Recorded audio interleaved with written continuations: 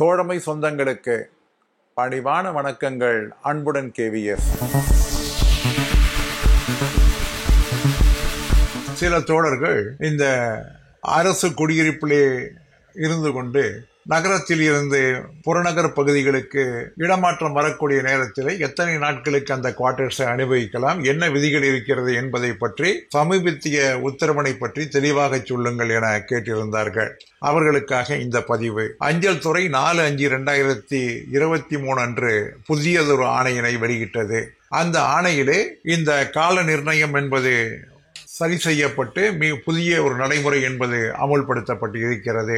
இந்த புதிய நடைமுறையின்படி ஒருவர் இடமாற்றம் பெற்றிருந்தால் அவர் தன்னுடைய குடியிருப்பினை 2 மாதங்களுக்கு மட்டும்தான் வைத்துக் கொள்ள முடியும். அதாவது உதாரணமாக சென்னை நகரத்திலே இருந்து செங்கல்பட்டுக்கு இடமாற்றம் பெற்றிருந்தால் அவர்கள் சென்னை நகரத்திலே இருக்கக்கூடிய அரசு குடியிருப்பினை 2 மாதங்கள் தான் அவர்கள் வைத்திருக்க முடியும். அதற்கு மேலாக 6 மாதங்கள் வரை அவர்களுக்கு அதை நீட்டிப்பு செய்யலாம். அவ்வாறு நீட்டிப்பு செய்யக்கூடிய நேரத்திலே லைசன்ஸ் ஃபீ என்பது 2 மடங்காக வசூலிக்கப்படும். இது இடமாற்றத்திற்கானது. ஒருவர் பணி ஓய்வு பெற்றால் அவர்கள் 6 மாதம் வரை சாதாரண நார்மல் லைசன்ஸ் ஃபீ கொடுத்து அந்த குடியிருப்பிலே தங்கிடலாம். மேலும் 6 மாதம் அவர்கள் நீடிக்க வேண்டும் என்று விரும்பினால் டபுள் தி லைசன்ஸ் ஃபீ, அதை இரட்டிப்பு மடிப்பாக அந்த லைசன்ஸ் ஃபீயினை கட்டிட வேண்டும். ஒருவர் பணிக்காலத்திலே இருக்கும் பொழுது அரசு குடியிருப்பு வழங்கப்பட்டு இறந்து போனால் 12 மாதங்கள் அவருடைய குடும்பத்தார் நார்மல் லைசன்ஸ் ஃபீ செலுத்திவிட்டு வசித்திடலாம்.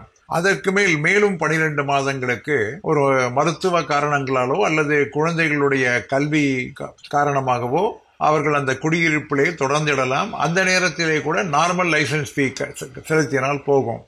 ஆக 24 மாதங்களுக்கு நார்மல் லைசன்ஸ் ஃபீ செலுத்தி இறந்த ஊழியருடைய குடும்பம் அந்த குடியிருப்பிலே தங்கிடலாம். போஸ்ட் அட்டாச்டு குவார்டர்ஸாக இருந்தால் டிரான்ஸ்ஃபரோ அல்லது ரிட்டையர்மெண்ட்டோ ஆனால் 1 மாதத்திற்குள்ளாக அதை காலி செய்திட வேண்டும். இறந்து போனால் 90 நாட்கள் வரை அவருடைய குடும்பம் அதிலே வசித்திடலாம். அதற்கு மேல் வசிக்க முடியாது.